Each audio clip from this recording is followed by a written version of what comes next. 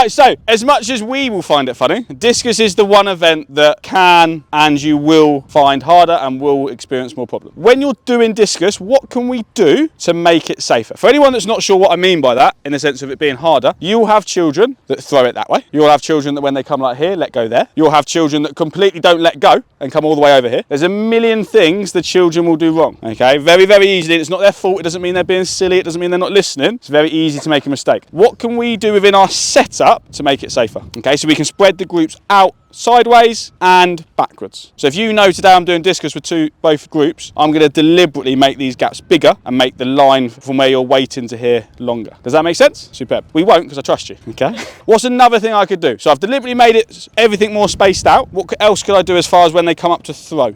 So we can obviously enforce as much on the teaching points, but I'm thinking just generally the layout. So what we could do, if I number you, 1 to 6, I would have odd throwing, then even throwing. So even though you're stood further apart and further away, if I said odd, you guys are 1, 2, 3, 4, 5, 6, can odd step forward. Okay, so we've now doubled all the spaces between our throwers. Does that make sense? And this is what I would do when we do discus. You're just trying to help it as much as you can. There you go. What is a child going to call the discus? A frisbee. And again, there's the terminology you need to get them out of. What is the difference between how you throw a frisbee and how you throw a discus? If we think tennis, what do we call it? Frisbee is thrown backhand and a discus is thrown forehand. Okay, and that's what you need to get them in. How am I going to be stood? Sideways on. Okay. As far as your legs and things like that, it's all the same teaching points. Bending that back leg. This arm needs to be up. What are we going to get the children doing before they throw? Okay, practice the motion over and over again. Anyone want to try and suggest how we would teach the children to hold? Is there discus? Like a CD? You can do. We as adults can do this. What happens when your little year 2 comes up? Yeah, okay. An easy way I'd do it with the kids is get them to put their hand out, put the discus in their hand, put their fingers over the end, and then turn it over. All right, so that's what I would get the kids used to. Put the discus in their hand, fingers go over the end, then turn it over. All right, but as long as their fingers are over, the thumb's on one side, then you're going to be fine.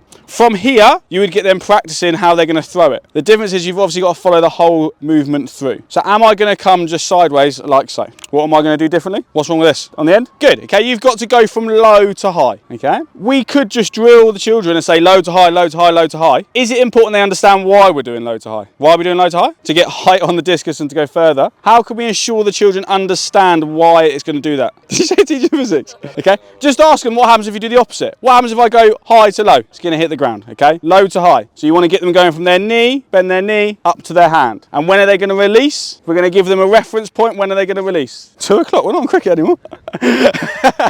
Just before their hand. Okay. If you have any small errors, or you could go through them before, you got to explain to them why those errors occur. So for example, you could say, if I'm stood here and my discus goes in that direction, what's wrong with my release? Too early. And get the children to start picking up on what they're doing wrong. If I'm throwing here and I throw it to my left, what's wrong with my release? Too late. And get the children to think of that. Obviously, as an adult, that's self-explanatory. But get the children to think it, because you'll have children that may accidentally throw sideways and go, what did I do wrong? You've got to get them thinking. Let's give it a go.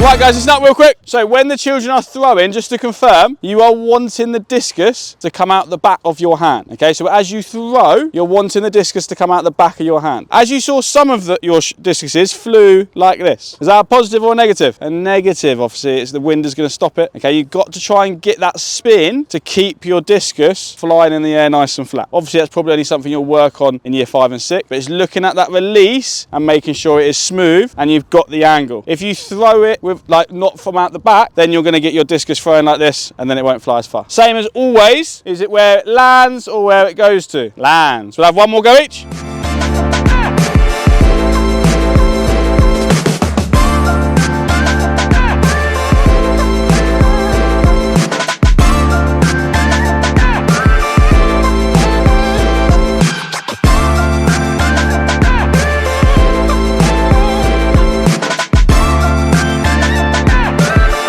Got this far, thanks for watching. I hope the video was of use.